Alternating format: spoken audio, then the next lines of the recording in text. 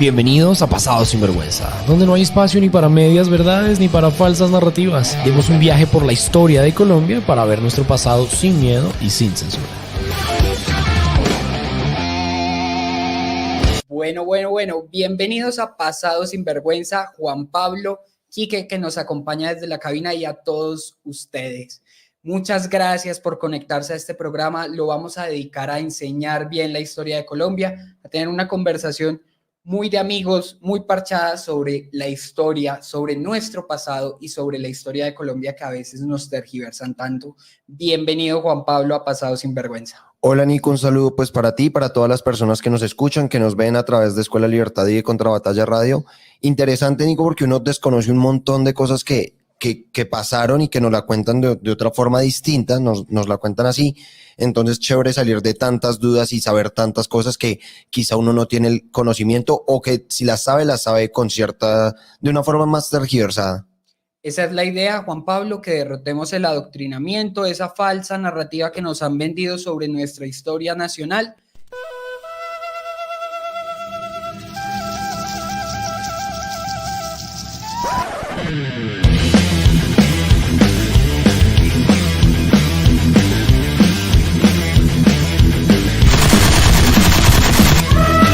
No existe. Por eso hoy quiero que hablemos sin censura y sin vergüenza sobre los habitantes de Colombia antes del descubrimiento de América, antes de ese año de 1492, que es un parteaguas, es un antes y un después para la historia nuestra y para la historia de todo el continente. Justamente te quería preguntar eso, Nico, y es porque, digamos, a la izquierda le molesta muchísimo que uno hable del descubrimiento, que uno use esa palabra de descubrir algo.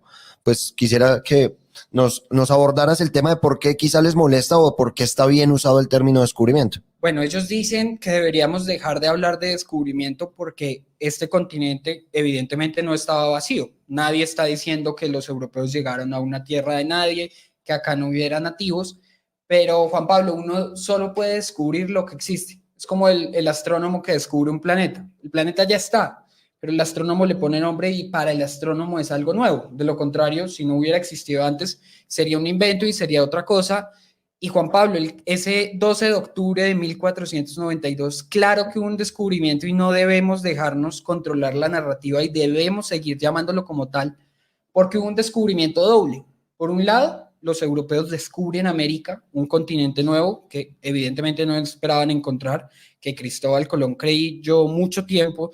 Incluso se dice que hasta su muerte que había llegado a Asia por otra ruta, que era el descubrimiento de una nueva ruta a Asia y no de un continente nuevo. Ya después Américo Vespucio diría, esto es una tierra nueva, y se le puso su nombre. Pero ese día no solo descubrieron América los europeos, sino que los americanos descubrieron que había una civilización entera al otro lado del mar que creían el límite de su mundo, que nosotros conocemos porque es nuestra historia, que llevaba desarrollándose 3.000, 4.000, 5.000 años, y que descubrieron ese día de 1492 los nativos americanos en Colombia.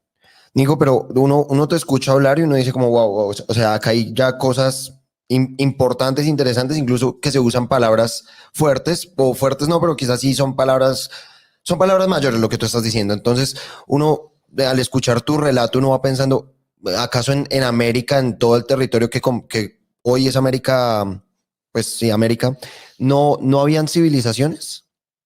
Pues sí había, quizás en México, en el Perú, aztecas, incas, los mayas, que ya venían de un proceso de deterioro y se volvió una civilización mucho más primitiva, digamos el ocaso de la civilización maya, pero en realidad acá en donde estamos nosotros, que es el norte de Sudamérica, el Caribe, pues hablar de civilizaciones en verdad es difícil. Eran pueblos en verdad muy primitivos, que no tenían una unidad política, no había tal cosa como el imperio taíno o el imperio de los Caribe. Eran pueblos muy diversos que hablaban lenguas parecidas, que eran familias lingüísticas, que al menos en el territorio colombiano eran tres: los Caribe, los Arawak y los Chipchas, pero creo que a los Chipchas podemos dedicarle incluso un capítulo entero, porque digamos es como de lo primitivo, es lo que más estaba avanzado en el territorio colombiano.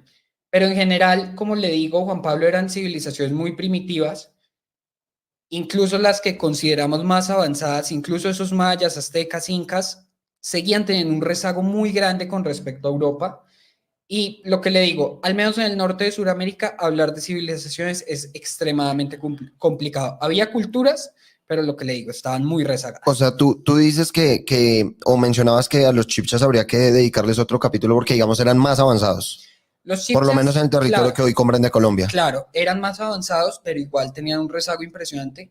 No llegaron al nivel ni de incas ni de aztecas, no manejaban la piedra, por ejemplo, pero en general era un rezago muy grande entre ellos y segundo, evidentemente frente a la cultura y la civilización occidental que nos llegó gracias a los O conquistadores. sea, tú dices que existe un rezago, pero que, o sea, ¿qué se quiere decir con eso? O a qué punto era? Sí, la diferencia, uno generalmente dice, no, pues ciertos avances tecnológicos, cierto tipo de cosas, pero ¿en qué punto estaba ese rezago y cuál? La diferencia era muy amplia. Quizá muchas personas no lo saben y se preguntan cómo en realidad estábamos tan atrasados. Bueno, Juan, creo que la mejor forma de explicar este rezago del que le hablo es diciéndole lo que no habían descubierto o lo que no tenían los pueblos precolombinos. Pensemos, por ejemplo, en cosas que para hoy, para nosotros es completamente normal. Incluso este estudio está hecho gracias a muchos descubrimientos que tuvo la civilización occidental a lo largo de su historia que no tuvieron los pueblos precolombinos. Pensemos que, por ejemplo, no trabajaban los metales como el hierro, el cobre, ni sus aleaciones, ni bronce, ni acero.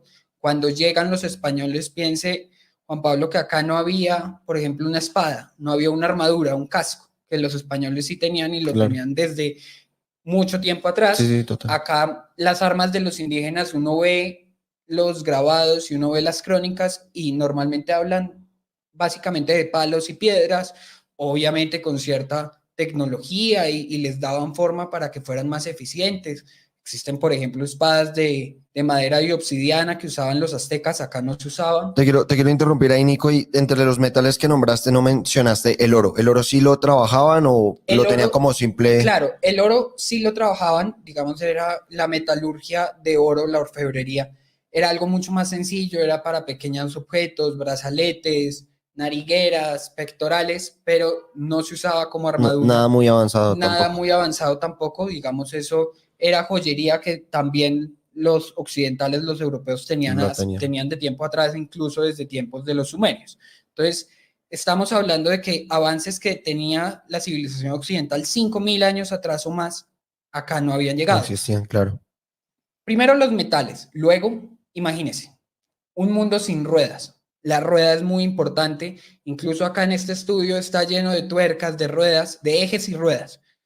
Una carreta, un molino impulsado por el agua o por el viento era Nada de eso impensable para existía. los indígenas. Ok. No tenían ruedas, no tenían ni carretas ni carretillas, todo Súper complejo transportar cualquier cosa, ¿no? Porque lo tenían que hacer con la fuerza, supongo, normal. exacto. Y tampoco tenían, por ejemplo, poleas con ejes, sino que usaban cualquier rama y digamos el descubrimiento básico de que colgando una cuerda a un árbol podían levantar algo con más facilidad, pero no tenían la innovación técnica de la rueda Ok. y tampoco conocían el vidrio. Y a Muy veces, curioso, Nico, ¿no? Porque es cosas que uno las termina normalizando y uno dice como pues es una rueda o lo que tú dices, una polea. No sé el uso de palanca, supongo que sí lo usaban porque es algo, digamos, muy básico, pero sí es curioso que este tipo de cosas no existieran. y son cosas que les afectaban la vida diaria. Pensemos que Claro. tampoco tenían para el desarrollo de cerámica, tampoco tenían un torno a pedal porque no tenían rueda. Entonces, la rueda está constantemente en prácticamente todo lo que hacemos y el mundo funciona a base de ejes y ruedas. Nico, no sé si tengas la información, pero transportarse en animales lo tenían o tampoco usaban los animales como medio de transporte. Acá no habían animales lo suficientemente grandes para usarlos como animales para cargar el peso humano. Ok, Los incas usaban llamas, por ejemplo, para carga, pero era muy excepcional. Pero en nuestro territorio, hablar de animales de carga era imposible. El único que medio podía cumplir esa función era un animal que hasta donde se tiene reporte nunca se domesticó, que era el tapir, y tampoco era ok. muy grande para cargar grandes cosas. Entonces, hay que pensar en eso como era una civilización que por su aislamiento, por sus condiciones geográficas, por la fauna que tenía disponible, Muy tampoco tenía acceso atrasado. a desarrollo. No había, por ejemplo, al menos en Colombia no había animales para sacar lana Ok, y desarrollaron entonces el algodón y digamos la industria textil sí estaba al menos nivelada, había ok, ok. telares, igual todavía muy primitiva la ropa que usaban, el máximo eran las mantas muiscas, que son Ujú. famosas, que eran muy parecidas a lo que hoy vemos en la ruana. La Ok. ruana viene tanto de las capas castellanas como de esas mantas indígenas y era básicamente la prenda fundamental, pero quería Antes de llegar a... interrumpirte, sí, eso te iba a decir, tú ibas a hablar del vidrio y uno escucha el Exacto. famoso chiste de que cambiaban oro por espejos porque no tenían ni idea que era un espejo. Es que, exacto, nos venden como que eso se llamaba el rescate. Y ya lo vamos a ver cuando hablemos de conquista y el rescate. Los rescates que ofrecían a los indígenas, que fue un intercambio incluso muy natural para establecer el contacto. Y piense, Colón llegó, por ejemplo, con un traductor que hablaba mandarín, hindú, pero que no conocía las Sí, lenguas total. locales. Y la única forma de establecer ese primer contacto, que algunos sí fueron violentos, no le voy a decir que Claro. la conquista no fue violenta y que esa etapa de Colón, porque Colón era bastante duro con los pueblos indígenas, que no hubo abusos, pero muchas veces el primer contacto se establecía con esa figura del rescate, que era un intercambio voluntario. Los indígenas tenían joyería de oro a la que le daban un valor mucho más ceremonial. Hay reportes, incluso ya hablando de los muiscas, que le vamos a dedicar otro capítulo, pero de los muiscas se habla que muy pocas veces conservaban las joyas en su vida diaria y que las destinaban muchísimo más a sus entierros y digamos a sus Ujú. costumbres funerarias y no tanto a la vida cotidiana. Entonces para ellos el oro y las piedras preciosas tenían valor, pero también las tenían en una abundancia que les permitía Mm. verlas incluso no como baratijas, pero como algo que sí apreciaban mucho más otras cosas. Entonces uno habla del vidrio, pero también recibían, por ejemplo, cuchillos, tijeras. El hecho de tener un Claro, artefacto que solo completamente con un novedoso. movimiento cortara o un hacha, que no tuvieran que estar siempre puliendo una piedra y sacándole filo a una piedra para tumbar un árbol o un machete, eran cosas que los Sí, claro. indígenas La solución apreciaban. a la vida en muchos Exacto, aspectos. exacto, Juan Pablo. Y eran cosas que los indígenas apreciaban mucho porque no lo conocían, no lo tenían y no sabían cómo hacerlo. Y claro, un espejo, un cascabel, unas cuentas de vidrio, incluso una botella, para los indígenas era el equivalente a que en esa época le hubiéramos dado a los españoles uno de nuestros celulares y que le mostráramos que la pantalla brillaba y que No, podían claro. hacer mil cosas. Era una novedad tan grande y era un objeto tan apreciado que dar el oro, que también lo valoraban, Solo que lo tenían era más. apenas obvio, Ujú. pero valoraban muchísimo más esas, entre comillas, baratijas o O sea, bagatelas que le en daban sí los no es tan españoles. cierto que fuese un engaño No, no era un engaño. y que los españoles se engañaban dándoles espejos por oro, sino que en realidad sí lo sentían como un intercambio apenas Era un lógico y justo. intercambio lógico y justo. Los españoles estaban recibiendo lo que más valoraban, lo que venían a buscar, porque tenían que financiar sus expediciones. Y muchos después, el objetivo no era solo, y eso lo vamos a ver, el objetivo de España en América no era solo sacar recursos, no era un imperio depredador como pudo ser el imperio inglés o Francia, que tenía plantaciones y que sacaba y sacaba recursos. Acá los españoles se asentaron y parte de ese intercambio era para lograr una posición que en España no tenían y que acá esa abundancia de oro y piedras preciosas les daba, pero a los indígenas se les dio a cambio de eso también lo que más podían llegar a valorar. Y era común, Juan Pablo, que los españoles para sus expediciones no solo organizaran temas logísticos de cuántas armas voy a llevar, cuántas vacas, cuántos caballos, sino que también pensaran en, oiga, necesito mercancías que los indígenas valoren Valoren, para poder claro. intercambiar con ellos. Nico, cuando uno escucha que son como que eran comunidades tan primitivas, como lejos de llegar a ser una civilización o algo similar, uno se pregunta también, y por muchas pinturas y vainas que uno ve, si llegaban a ser violentos o a tener prácticas quizá violentas que asustaran, que generaran como ese terror, o no tanto. Bueno, Juan Pablo, y para los oyentes, siempre nos han contado una historia que es la historia del indio bueno, y es un mito. Los indios, los indígenas, eran tan buenos como podían ser los españoles o tan malos, incluso peor. Y uno no debe creer en todo lo que decían los Como cualquier cronistas, comunidad, tal vez. porque, exacto, todas las comunidades son violentas. ¿Qué pasa? Que Europa, por la tradición judeocristiana, había dejado atrás ciertas costumbres que se tenían en épocas del Imperio Romano, que podían tener los pueblos germánicos, los vikingos, pero España ya había dejado eso atrás y acá no. Y acá seguía habiendo muchos abusos. Hay reportes, y uno ve constantemente en las crónicas de Indias que hay reportes de antropofagia, de canibalismo entre los pueblos indígenas. Y no es que los españoles a veces lo pintaban así, que constantemente iban a comer carne humana y que esto era pues un sancocho humano todos los días. Era más un canibalismo ritual, que obvio, un poco como pasa en Piratas del Caribe, en esa que Jack Sparrow llega a un pueblo de caníbales que lo creen un dios y que al final pues se lo van a comer. Un poco era eso, el encuentro con algo tan distinto y vencer en batalla algo tan distinto, pues debía llevar también a costumbres de canibalismo ritual. Y es, Nico, también los castigos o digamos cómo se administraba como esa justicia de lo que se conoce hoy en cuanto a las costumbres indígenas. Pues muchos no tenían códigos de justicia. Los muiscas tenían un código arcaico y eran castigos terribles, pero imagínense si eran terribles los castigos cuando había al menos un derecho consuetudinario, una costumbre para juzgar. ¿Cómo sería cuando cada cacique tenía que administrar justicia a su manera? Eran abusos, hay reportes de que metían a la gente en pozos llenos de serpientes, de arañas, de alimañas, para que la gente muriera enterrada. Los vikingos y también lo hicieron, pero acá eso seguía siendo una práctica común. Obviamente las decapitaciones, lanzarlos de una montaña muy alta, de un peñasco, eran costumbres y eran castigos que eran más que comunes. Y no solo eran castigos, sino que también se practicaban sacrificios humanos. Y como le decía Juan Pablo, esto era una práctica extendida. Uno tiene la imagen siempre de que la hacían los aztecas en esas grandes pirámides que hacían los sacrificios, pero el sacrificio humano era una práctica incluso en las tribus más pequeñas, y con eso se encontraron los primeros exploradores y Colón con los pueblos taínos que eran de origen arawak, pero era una práctica que podía estar supremamente extendida en el territorio americano, en el Caribe y en particular al norte de Sudamérica. Nico, uno lo escucha hablar a usted de capitalismo ritual, de decapitaciones, de violencia, y quizás uno se pregunta, bueno, ¿en qué parte o quiénes eran los más violentos de las comunidades que habitaban? ¿De qué parte eran? ¿Cómo se llamaban?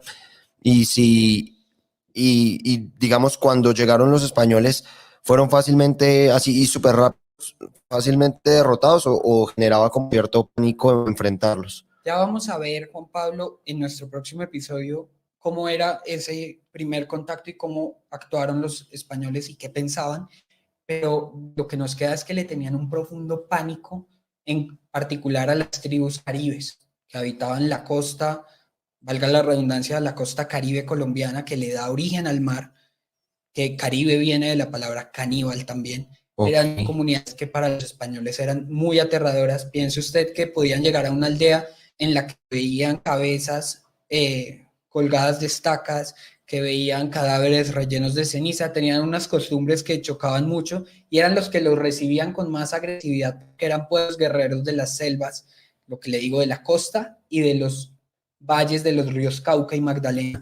Fueron constantemente con quienes se encontraban. Había otros más pacíficos, como los que habitaban la Sierra Nevada o los indios Chimila, que eran de otra familia lingüística, los chibchas, que podían llevar una vida más pacífica y como plácida, y que recibían a los españoles con intercambio y no con flechas venenosas. Por ejemplo, a los Caribe, ese era un terror constante de los españoles, las flechas envenenadas, los cortes. Incluso se tienen reportes de indios caribes que perseguían a los españoles o que con engaños los guiaban a través de la selva para que finalmente se ahogaran en ciénagas. Y normalmente el primer contacto con esos indios caribe era el enfrentamiento violento, una lluvia de flechas, y después es de los que los cronistas hablan al menos más de esos actos de antropofagia y de canibalismo. Ok, Nico, curioso, curioso y de verdad muy, muy interesante escuchar todo esto y es que hemos ido hablando mucho de lo que ha sido como ese descubrimiento, la primera llegada de Colón, con quién se encontró y demás, pero uno a veces dice, bueno, y a Colombia, ¿quiénes fueron los primeros que llegaron? ¿Quién descubrió Colombia? Bueno, hablamos de Colón porque es como el gran momento de encuentro de dos mundos. Es como si hoy llegáramos a Marte y encontráramos una civilización en Marte, se parecería mucho a ese encuentro que Ok, hubo en 1492, pero toda la razón, Juan Pablo, a nosotros y para los oyentes nos han enseñado siempre la historia a pedazos intencionalmente. Y a uno le hablan de Colón y Colón hizo un montón de barbaridades, pero nos hablan muy poco de los primeros descubridores y conquistadores de Colombia, es pero cierto, se nos sí. acaba el tiempo. Es un compromiso con usted y con nuestros oyentes, con Quique también que está en la cabina, de que vamos a tratar este tema tan importante del primer descubrimiento de Colombia y los primeros conquistadores en el próximo episodio de Pasado Sinvergüenza. Muchísimas gracias por escucharnos y por conocer la historia sin censura y sin mentiras.